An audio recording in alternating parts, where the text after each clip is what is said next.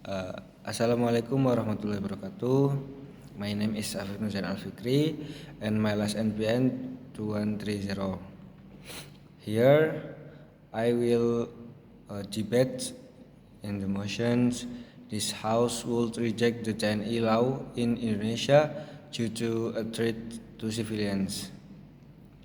Now I will start the government team. Ladies and gentlemen, we stand firmly in support of the motions. This House would reject the TNI law in Indonesia due to a threat to civilians. The Indonesian National Armed Forces or TNI are meant to protect the country from external threats, not to interfere in civilians' affairs. This law dangerously expands the military's role, blurring the line between military and civilian governance. The argument: one, threat to the democracy and civilian control. The TNI law gives the military excessive power in civilian affairs, weakening Indonesian democracy. Military involvement in governance blurs the line between civilians and military authority, threatening democracy institutions. 2. Increased risk of human rights violations. History has shown the military forces, when given unchecked authority, tend to abuse their power. Cases of excessive force, arbitrary arrests, and repressions in Papua and Aceh serve as examples of the dangers of military interventions of civilians' life. 3. Redundance of military involvement in internal security. Indonesia already has a civilian police force responsible of maintaining public order. Allowing the TNI to operate domestically creates overlap and inefficiencies, reducing the effectiveness of law enforcement. 4. Fear and intimidations in public space.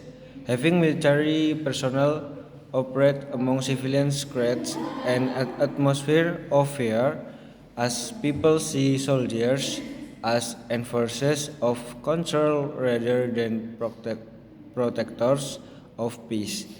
This can lead to a repressive state where public dissent is silenced. 5. Risk of political manipulations. The law provides politicians an opportunity to use the military for their own interests, such as suppressing protests or silence oppositions. A military government is a step toward authoritarianism, where the military control political decisions. 6. Legal ambiguity and unchecked authority. The law is vague, giving the military broad discretion to determine its role in security matters. This lack of clarity opens loopholes for abuse, allowing the military to act outside proper legal frameworks. 7. International reputations and democratic backsliding. Expanding military power over civilians affairs makes Indonesia look less democratic in the eyes of the world.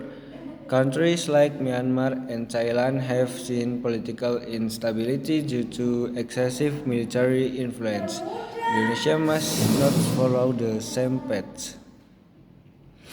Conclusions from the government: rejecting the TNI law is necessary to protect democracy, prevent human rights abuses, and maintain civilian governance. Allowing military involvement in domestic security creates more problems than solutions, making Indonesia more authoritarian rather than democratic. Gak boleh kurang masukannya. Gak boleh kurang tapi boleh lebih. Okay, I will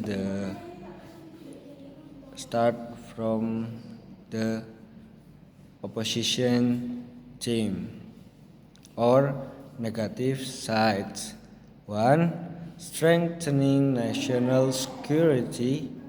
The police alone cannot handle all security threats, especially against terrorism, separatism, and organized crime.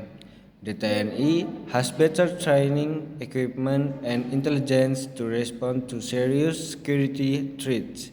2. Providing rapid emergency response. The military plays a crucial role in disaster relief, border security, and national crisis. This law provides a clear legal framework to ensure their swift and effective deployment when needed. 3. Preventing armed insurgencies and regional instability. Certain regions like Papua and border areas face separatist movement and armed conflict. The police force does not have the resources to handle these threats alone, making military assistance essential. 4. Civilians oversight still exists. The military does not act independently. It is still subject to civilian government control. The law ensures that military actions are taken within legal limits, preventing abuse. 5. Precedents from other democratic countries. Many democratic nations, like the United States, the UK, and France, involve the military in security operations when necessary. Indonesia should not be an exception, as security threats require a strong and flexible response. 6. Avoiding a security vacuum. Without the Chinese role in the domestic security, there would be a security gap that criminal insurgents and terrorists could exploit.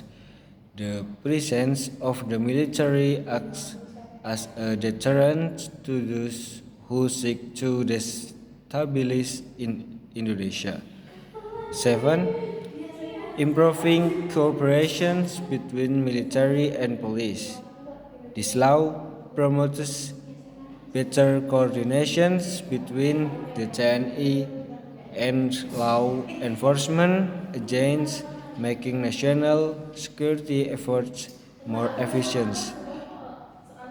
Instead of rejecting the law, we should focus on improving accountability measures to prevent abuse. Conclusions from the opposition. The 10E law is essential to strengthen national security, maintain stability, and provide effective emergency response. Rather than rejecting it, we should focus on improving oversight and ensuring responsible military involvement. Thank you. Thank you. Wassalamualaikum warahmatullahi wabarakatuh.